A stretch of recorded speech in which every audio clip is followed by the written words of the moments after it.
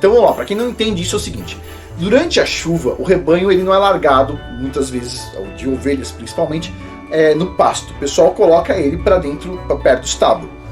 Durante o inverno, o rebanho fica dentro do estábulo muitas vezes. Então, veja bem, quando o Messias nasceu, ele nasceu, a Virgem Maria deu lá a luz a ele no estábulo, não é isso? Todo mundo sabe isso, é um lugar onde tinha lá, um lugar onde, em geral, tinha os animais. Só que, quando aconteceu isso, não tinha animal lá dentro. Não tinha ovelha lá dentro, não tinha nada, certo? É por isso que eles conseguiram ter ali um parto em paz naquele momento, ponto. Além disso, Lucas diz, os pastores estavam do lado de fora, cuidando do rebanho, de noite. Se fosse no inverno, 25 de dezembro é inverno na parte norte, certo? Então, se fosse o inverno, os pastores não ficariam no inverno gelado, com um rebanho sem matinho nenhum para comer, certo? Não tem por que o pastor levar o rebanho num lugar que não tem mais mato verde, porque o inverno seca o mato todo, para os rebanhos ficarem lá pastando nada e eles ficarem morrendo de frio, não faz sentido, certo? Saudações, senhoras e senhores, aqui é Diogo Rafael Moreira do site controversiacatólica.com.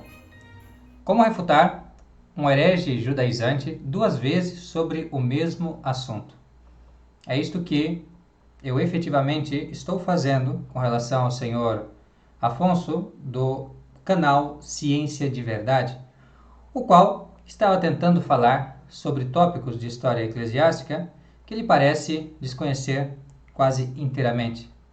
Na realidade, ele só conhece a parte da negra calúnia contra a Igreja Católica. Ele não conhece os nossos argumentos e a nossa fundamentação. O que fiz no primeiro vídeo dessa série foi demonstrar que a alegação de que o 25 de dezembro, como data do nascimento de nosso Senhor Jesus Cristo, não é, como dizem os caluniadores, uma tentativa de adotar uma festa pagã e assim uma espécie de paganização do catolicismo romano. Não, tratava-se de uma festa muito mais antiga que a própria festa pagã, que na realidade vem de uma tradição apostólica, vem de São Pedro, vem de São João. E isso nós demonstramos no vídeo anterior. Aqueles que querem mais detalhes e uma bibliografia sobre o tema, inclusive com autores antigos e mais contemporâneos dissertando sobre a questão, remeto ao vídeo anterior sobre o dia do nascimento de nosso Senhor Jesus Cristo, contra Afonso, do canal Ciência de Verdade. Neste vídeo aqui nós vamos dar o segundo golpe, ou seja, nós vamos tratar de uma outra parte da argumentação sobre o mesmo tema, em que erra novamente o senhor Afonso do canal Ciência de Verdade. Antes de seguir adiante, eu gostaria de informar aos nossos amigos aqui que nos acompanham, inclusive aqueles que querem conhecer o que é realmente o ensinamento católico em matérias de controvérsia, sobre essas questões, por exemplo, das imagens, das relíquias, das indulgências, que os protestantes martelam tanto contra a igreja. Quem quer conhecer o que a igreja realmente ensina sobre isso, é convidado a adquirir esta obra que nós publicamos no mês passado, Exposição da Doutrina da Igreja Católica em Matérias de Controvérsia. Muitos dos nossos espectadores já adquiriram e mandaram elogios desta obra, tanto da capa, que é uma imagem da sessão do Concílio de Trento, quanto também do seu conteúdo. Então fico muito feliz em disponibilizar esse material por apenas R$ 29,90 com frete incluso. Aqueles que estão interessados podem solicitar pelo nosso telefone 47991013580, estamos no WhatsApp e no Telegram. Também temos esta obra aqui, O Papa e o Anticristo, sobre a questão do fim dos tempos, contra os abusos, os erros e as mentiras também destes judaizantes, protestantes, hereges, que não sabem o que é a doutrina bíblica e patrística sobre esta matéria, mas que, tendo esse material em mãos também, que publicamos em julho, salvo engano meu, em junho, julho, por ali, podem saber o que é a verdadeira doutrina da igreja sobre este assunto. Também por R$ 29,90, com frete incluso, do Cardeal Manning. 2 obras de autores antigos muito bem qualificados. Agora, vamos voltar aqui ao nosso tópico. O que diz Afonso, então, depois de ter falado do mito pagão? Ele vai nos dizer que nosso Senhor Jesus Cristo não pode ter nascido no inverno.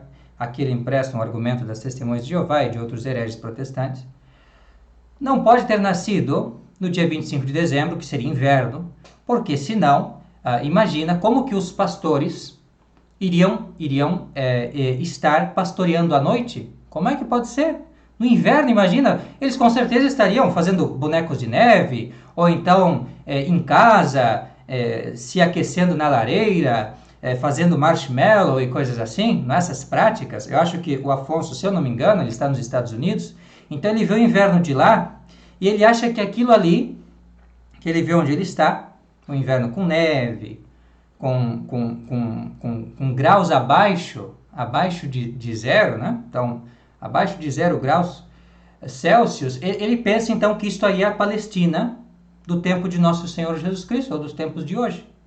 Ele não entende que existe uma leve diferença entre um inverno glacial, um inverno realmente frio, né? Entre a Era do Gelo, que eu acho que ele imagina que era o tempo em que Nosso Senhor Jesus Cristo veio a este mundo, e o verdadeiro clima da Palestina, de Belém, sobretudo, a parte sul da Judéia, na época de Nosso Senhor Jesus Cristo. Era uma noite fria? Sim, meus amigos, era uma noite fria. Mas era algo que tornava proibitivo o pastoreio? Evidentemente não. Era uma prática antiga dos bons pastores, inclusive, não abandonar o seu rebanho e pastorear de dia e de noite, no calor intenso e no gélido frio, sem qualquer dificuldade, ainda mais para aqueles que pretendiam ser verdadeiros israelitas e assim seguir o exemplo dos seus patriarcas. Porque se nós procurarmos na Sagrada Escritura, nós vamos ver justamente que o frio não impede o pastoreio. O frio é uma amostra de que realmente temos diante de nós um bom pastor que não abandona as suas ovelhas. Então, nada impede que nosso Senhor Jesus Cristo tenha nascido no inverno, o inverno próximo deste inverno que nós temos aqui no sul do Brasil, que tem dias que chega a 6 graus, né? Chega alguns dias assim a 6 graus. Eu não me refiro nos lugares de grande altitude, eu falo de lugares aqui como onde eu vivo, onde estamos mais ou menos a nível do mar, próximo do litoral. Então, nós temos um frio moderado, chega-se nos dias mais frios a uns 6 graus Celsius, e nos dias mais quentes, lá por uns 16 graus Celsius, talvez mais quentes no inverno. Então, mais ou menos assim é o clima da Palestina e, de um modo geral, do Oriente Médio, né? Salvo em lugares assim onde tem maior amplitude climática por conta de haver, por exemplo, desertos e coisas assim. Mas nas cidades, de uma forma geral, é assim. E assim era em Belém. Então, Nosso Senhor realmente nasceu no frio, no inverno, é o que nós sabemos pela tradição eclesiástica mais autorizada, mais antiga, mais venerável. E isso, na realidade, é extremamente lógico que Nosso Senhor, que escolheu nascer em um local, em um ambiente humilde, pobre, despojou-se então, poderia ter nascido Nosso Senhor em um palácio, poderia ter nascido em berço de ouro, mas quis nascer em uma manjedoura, em um lugar simples, em uma gruta, como também conta a tradição eclesiástica, como nós lemos em São Jerônimo, autores antiquíssimos. São Jerônimo, inclusive, meus amigos, viveu em Belém. Ele viveu em Belém, esteve lá em Belém, no clima de Belém, né? Sabia disso, e ele vai nos dizer, tradição eclesiástica, 25 de dezembro, nasceu Nosso Senhor. Ah, porque nós pegamos uma festa pagã? Claro que não, porque nós odiamos os pagãos. Odiamos a bagunça, o carnaval que eles fazem.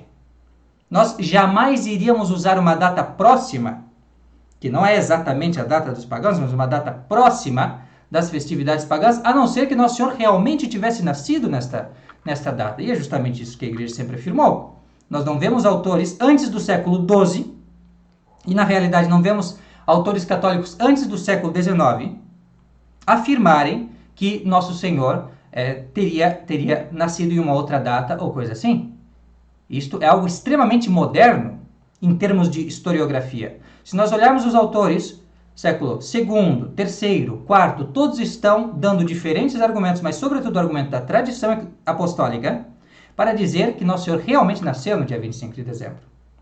Eu esqueci de mencionar no nosso vídeo anterior, quando falei de São João Crisóstomo, que na sua homilia ele vai dizer que esta tradição vem dos romanos e nós devemos crer nela porque os romanos eles têm os dados. Certamente os fiéis se inteiraram dos dados do censo que foi feito na época de César Augusto e sabem exatamente, tem os registros, também Tertuliano e São Justino Romano também falaria isso, tem os registros do seu nascimento, da data do seu nascimento. Então os romanos sabem melhor do que nós aqui no Oriente, que não temos exatamente uma data fixa para isso, não temos uma data certa, e mais bem comemoramos o batismo de Nosso Senhor como uma epifania, e daí depois, por consequência, também o seu nascimento é uma data mais simbólica que real, enquanto que os romanos têm a data por tradição apostólica. Os romanos têm esse senso, acesso a esse senso, e também argumentava São João Crisóstomo biblicamente, ele tentava fazer aqueles cálculos a partir de considerar que Zacarias, no caso na mente de São João Crisóstomo, seria um sumo sacerdote, e assim chegaria então a data do dia 25 de dezembro. Ou então, como diziam alguns outros padres, seria da classe de Abia, e por ser dessa classe de Abia, então, se nós fazemos os cálculos, chegaríamos novamente ao dia 25 de dezembro. No entanto, estas argumentações de cálculos, meus caros, eu não disse isso no vídeo anterior, digo isto aqui, elas não são suficientes para nos dar certeza a respeito disso. Por isso que ficar procurando provas internas nestes cálculos é algo bastante inútil. Quer dizer, você pode chegar a uma plausibilidade em ambos os campos. Até porque a dita classe de Abia, por exemplo, ela servia no templo mais de uma vez ao ano, então não é possível achar uma data exata. Compreende? Então sempre você vai ter dificuldades e você presume muitas coisas. Por exemplo, você presume que aquilo que está nos livros históricos de séculos atrás ainda era observado com uma rigidez quase miraculosa, em consideração de todos os eventos que aconteceram naquela época, né, daquela época para frente, enfim, que poderia ter mudado alguma coisa na ordem das sucessões. Sem problemas. Então, é muita coisa que se exige, se força muito quando se usam esses argumentos. Portanto, não utilizamos esses argumentos no vídeo anterior, em que defendemos o 25 de dezembro. Nosso argumento foi um argumento histórico, um argumento fundamentado na tradição apostólica, que é o melhor argumento. Um argumento tão bom que nós nem sabemos exatamente quando é que é exatamente essa observância, mas nós sabemos que ela é tão antiga, tão venerável, que inclusive antecede qualquer observância pagã e qualquer motivação nesse sentido. E é tão universal, sobretudo no Ocidente, que São João Crisóstomo diria que isto vai desde de Cádiz, referindo-se à Espanha, até a Trácia, referindo-se ao extremo da Grécia. Então, vai de um lado ao outro lado do mundo conhecido, sempre era observado, sobretudo em Roma.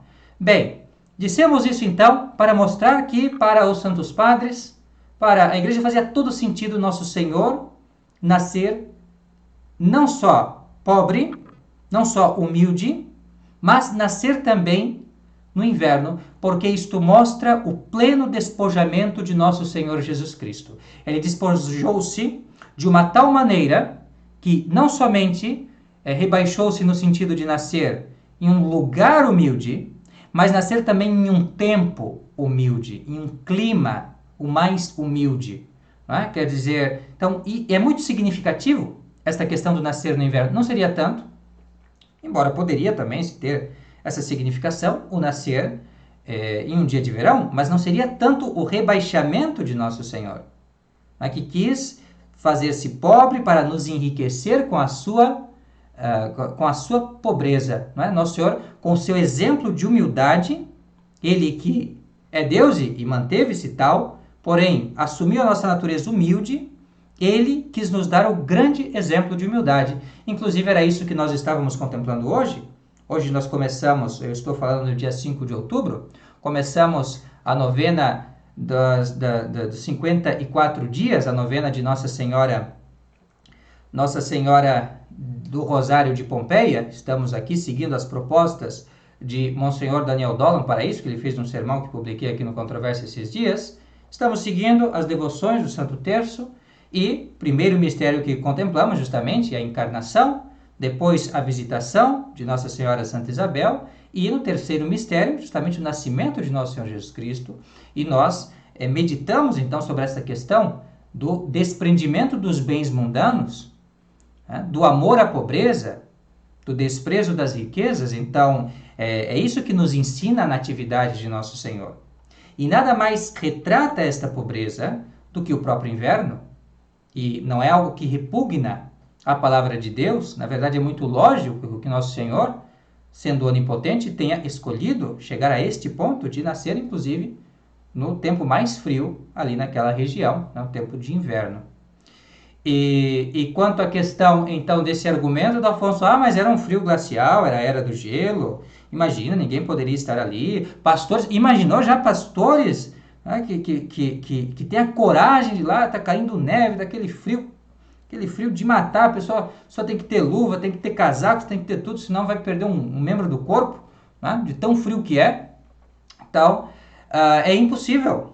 Como impossível, senhor Afonso? Aí se percebe que o senhor não tem o conhecimento das Santas Escrituras. Porque se tivesse, o senhor saberia bem a história de Jacó e de Labão. E Jacó, nós sabemos, ele esteve pastoreando dia e noite, no calor e no frio, para Labão durante 20 anos. Sim, eu vou contar para você essa história, se não se recorda. É bom contar para que nós possamos ver que os pastores, de fato, os bons pastores, ainda aqueles que querem imitar o grande patriarca do seu povo, Jacó, que deu origem às 12 tribos de Israel, que depois teve o nome mudado para Israel. Né? Falamos 12 tribos de Israel porque se refere justamente ao próprio Jacó, por isso que se fala a casa de Jacó também, um dos grandes patriarcas, depois de Abraão e de Isaac, o seu avô e o seu pai. Então, o que nos conta Jacó? Bem, a Sagrada Escritura vai nos dizer, em Gênesis capítulo 28, que Jacó sai para a casa de Labão, que fica na Mesopotâmia. O norte do Oriente Médio, de uma forma geral, é mais frio do que o sul da Judéia. Então, Jacó está indo para um clima levemente, uns 2 graus mais ou menos, mais frio do que seria a cidade onde nasceu nosso Senhor Jesus Cristo. Certo? E ele foi lá ser o quê? Ele foi trabalhar pastoreando os rebanhos de Labão. Isso nós aprendemos no capítulo 28, onde se diz o seguinte: despedido assim de Isaac, partiu Jacó para a Mesopotâmia, na Síria, a buscar Labão, filho de Batuel Ciro e irmão de Rebeca, sua mãe. Então, esse é o contexto. Ele foi lá e acontece que ele trabalha 20 anos, então, para Labão, em condições difíceis, para obter a mão de Raquel. No fim, acaba acontecendo aquela história, ele queria Raquel, mas ganhou Lia, no fim, então, ficou com Lia, ficou com Raquel, e teve filhos com ambas, e teve toda uma dificuldade com Labão, e ele disse, agora eu não aguento mais, estou 20 anos aqui trabalhando para esse homem, em condições bastante difíceis, e vou para o meu lugar. Né? Vou para o meu lugar, e foi-se às escondidas. E aí Labão, pensando que Jacó teria lhe roubado, ou enfim, de alguma maneira prejudicado, foi ao encontro dele para poder fazer uma revista das coisas e impedi-lo de então sair de onde estava, que era na casa do próprio Labão. Então o que acontece?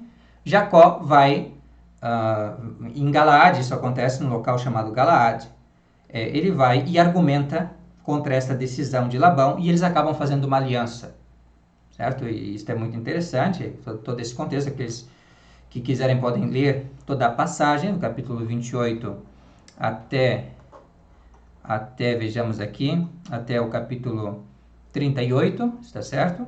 Mas vamos nos confinar aqui aqui é a parte importante. Então, aliás, até o capítulo 31, perdão. Então, do 28 ao 31, e começamos no versículo 38, que diz Jacó. E isso é muito significativo, preste bem atenção, porque isso aqui é o argumento fundamental. Versículo 38 do capítulo 31.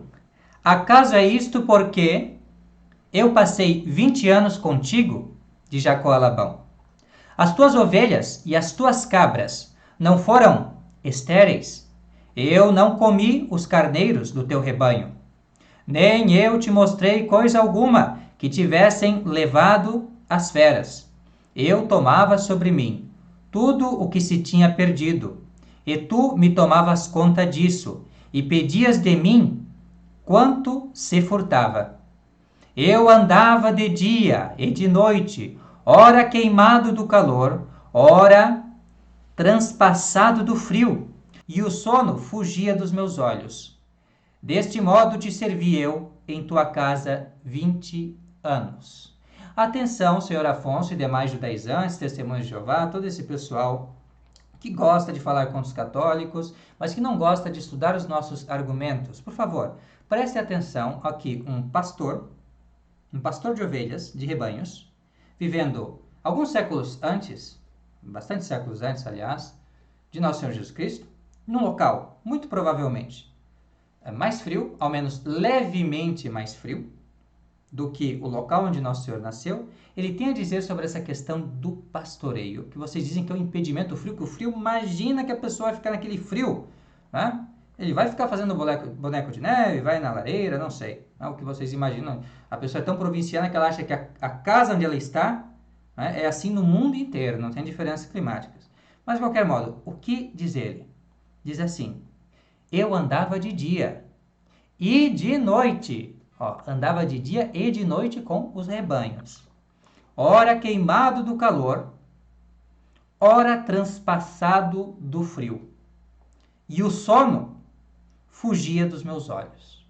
Olha a dedicação de Jacó. Isto é belo. Isto nos ensina muito sobre a necessidade de cumprirmos bem os nossos deveres, de desempenharmos bem as tarefas que nos são confiadas, de sermos honestos nos nossos negócios. Enfim, a Sagrada Escritura é um livro que contém tantas lições maravilhosas para a nossa vida. Não é? E realmente, o que nos entristece é que estas pessoas que gostam de ler a Sagrada Escritura a mutilam. Essa é a grande crítica de São Jerônimo aos hereges, cuja festa foi esse dia 30 de setembro.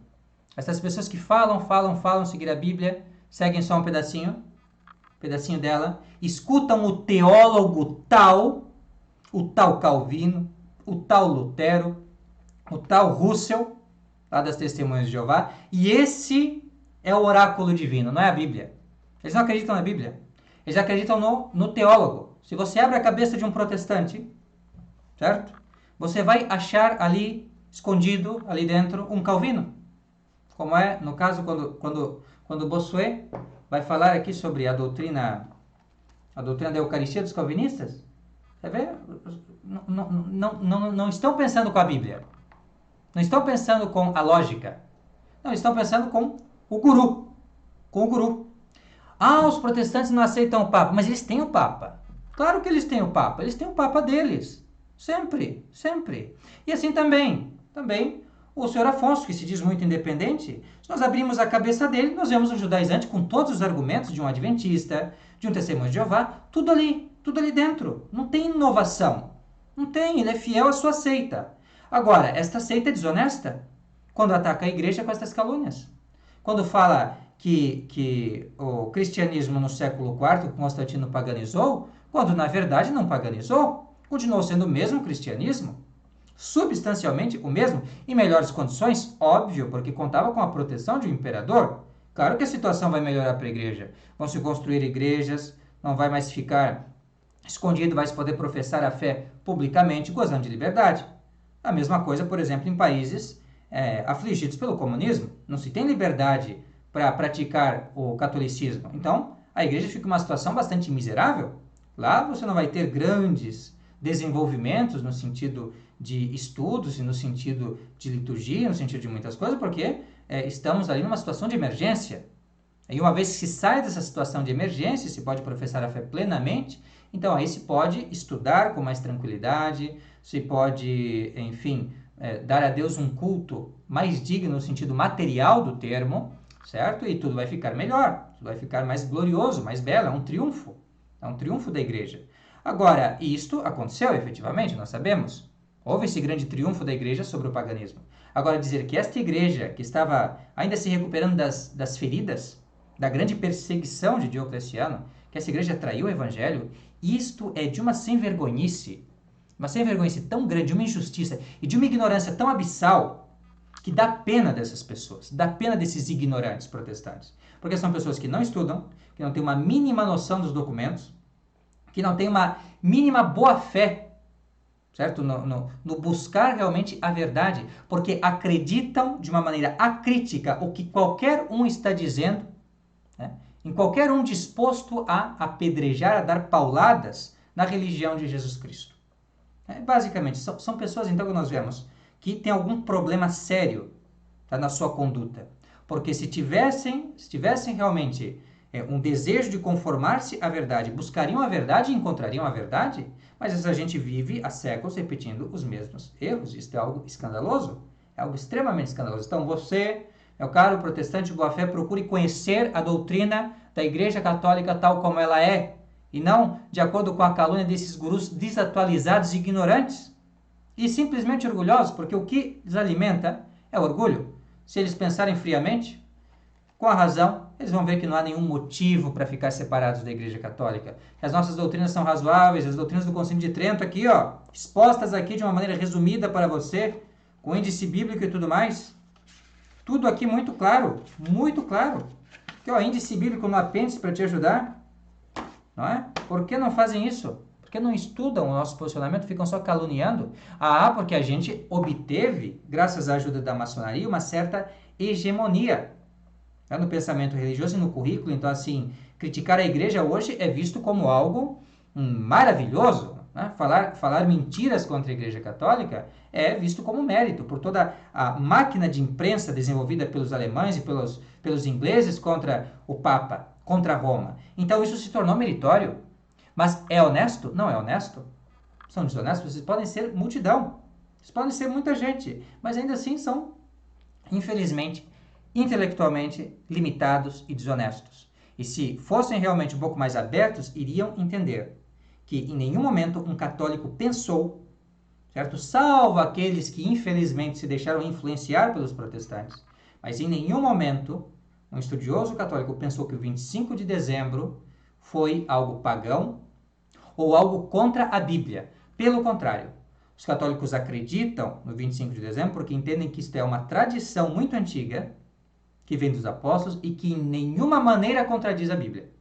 Se houvesse qualquer sombra e possibilidade plausível, real, necessária de haver uma contradição, aí evidentemente que iria se modificar o nosso pensamento a respeito disso, mas não acontece.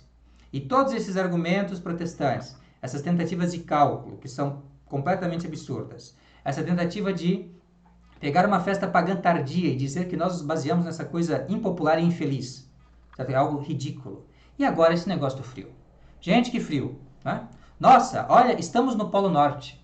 Né? Nosso Senhor nasceu onde? No Polo Norte. Nasceu em Nevada, nasceu ali no Canadá, na Groenlândia, enfim, em algum lugar extremamente frio. Não tem cabimento. Não tem cabimento nenhum. Nasceu nos Alpes.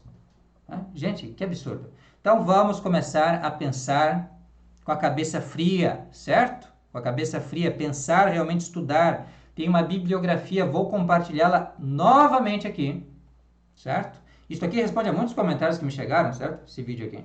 Isso termina essa questão do dia. Depois vamos falar do domingo, de outros temas, do obelisco, muita gente pergunta, certo?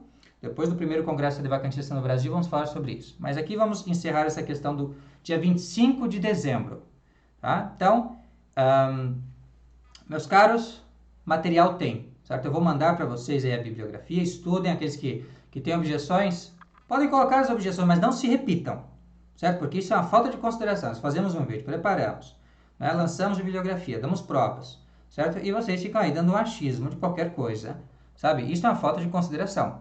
E é praticamente uma admissão de que estão de má fé, porque se tivessem boa fé teriam me ouvido. Tá? Não ouvem o que nós dizemos aqui, veem 1 minuto de vídeo e depois querem dar palpite sem estudar nada. Enquanto nós estudamos horas e horas e horas e horas do assunto, lemos a bibliografia em vários idiomas, procuramos as fontes, questionamos, né? Fizemos reflexão sobre o assunto e aí damos a nossa opinião aqui, certo? Com certo valor, com certo peso. Então, tenham um pingo de consideração e caridade, por gentileza, até consigo mesmos, para não passarem vergonha e para não perderem a oportunidade de estarem em comunhão com a verdade, que é o mais importante, certo? Que é o que nos deve unir, a verdade, e não opiniões vazias e pirraças desnecessárias. Está certo? Muito obrigado pela atenção, fique com Deus, lembrem-se novamente aqui desses nossos livrinhos, isso nos ajuda a manter o nosso trabalho aqui, nosso humilde trabalho, certo? Toda semana estamos despachando os livros. Então temos aqui exposição da doutrina da Igreja Católica em matérias de controvérsia, de Monsenhor Jacques Beninha Bossuet, tradução, anotação e apêndice nosso, certo? Então está aqui. E também este livro aqui, tradução e anotação nossa, do cardeal Manning, Henry Edward Manning, O Papa e o Anticristo, sobre o fim dos tempos, a perseguição final, sobre o anticristo, etc. Então, muito interessante essas obras, recomendo a todos. Todas elas R$ 29,90. Veja que dá como uma coleção, se quiser adquirir os dois juntos, eu encorajo, certo? R$ 29,90 com frete incluso já. Qualquer coisa, entre em contato, meu telefone é 47991013580, estou disponível no WhatsApp e no Telegram. Pode fazer os pedidos ali e vamos conversando, tá certo? Precisando de mais alguma coisa, estou à disposição. Fique com Deus e até a próxima. Tchau, tchau.